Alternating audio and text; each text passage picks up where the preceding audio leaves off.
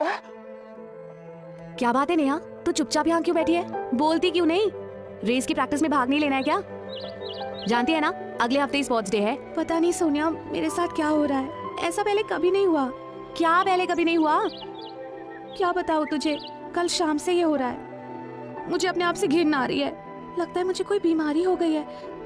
जाने क्या बह रहा है वहां से, मेरा कुछ भी करने को मन नहीं कर रहा, कपड़ों पर भी दाग लग रहे हैं। मैं समझ गई, पर तू परेशान क्यों होती है? ये तो सब लड़कियों के साथ होता है इस उम्र में।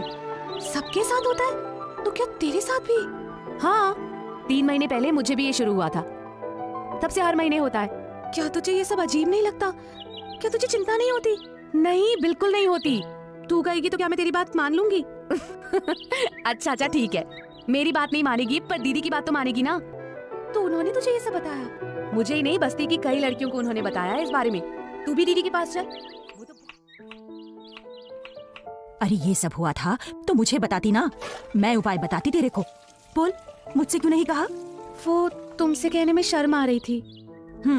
और अब उस दीदी के पास जाने में शर्म नहीं आ रही?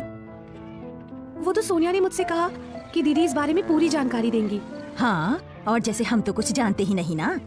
अच्छा पहली बात सुन, जब तक ये सब बंद ना हो जाए तब तक तू रसोई घर में नहीं जाएगी। हाँ, क्यों माँ? अरे इन दिनों इस बात की सावधानी रखी जाती है। तो ठीक है नेहा, हम शाम को जरूर चलेंगे तुम्हारी दीदी के पास।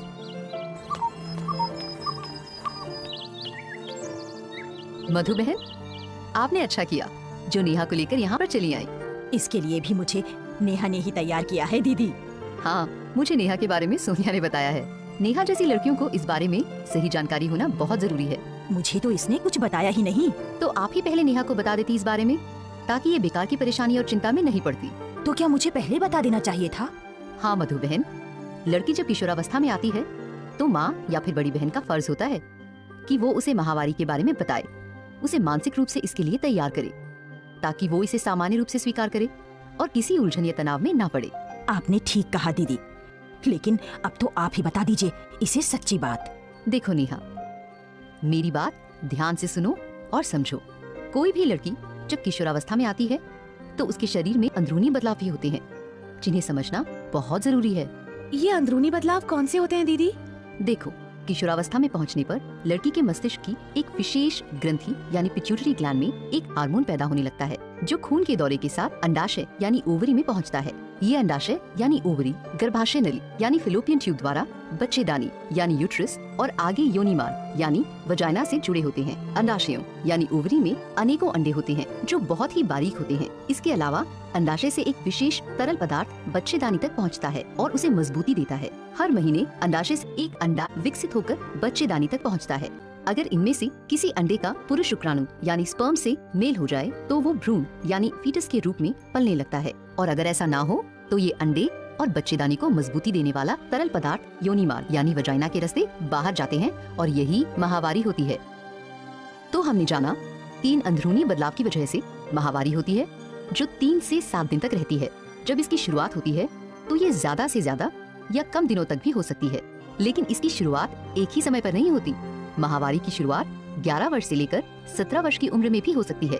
दीदी, मासिक चक्र को गिना कैसे जाता है? नेहा, मासिक चक्र को पहली माहवारी के पहले दिन से अगली माहवारी के पहले दिन तक गिना जाता है। आमतौर पर माहवारी चक्र 28 दिनों का होता है, लेकिन बालिग अवस्था में 21 से 35 दिन और किशोरावस्था में 26 से 32 दिन भी हो सकता है। तो इसका मतलब हुआ दीदी कि माहवारी शुरू होने की तारीख बदल भी सकती है? नेहा, जैसे मैंने कहा कि आमतौर पर एक माहवारी समाप्त होने के 28 दिनों के बाद अगली माहवारी होती है, लेकिन शुरुआत में ये जल्दी या देर से भी हो सकती है। इससे घबराना नहीं चाहिए, ये बाद में नियमित हो जाती है।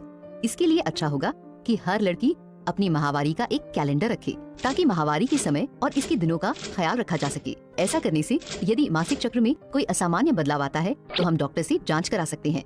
तो हमने जाना कि माहवारी तुम्हारे स्वस्थ विकास की निशानी है। ये एक सामान्य बात है और इससे ना तो घबराने की जरूरत है और ना शर्मसार होने।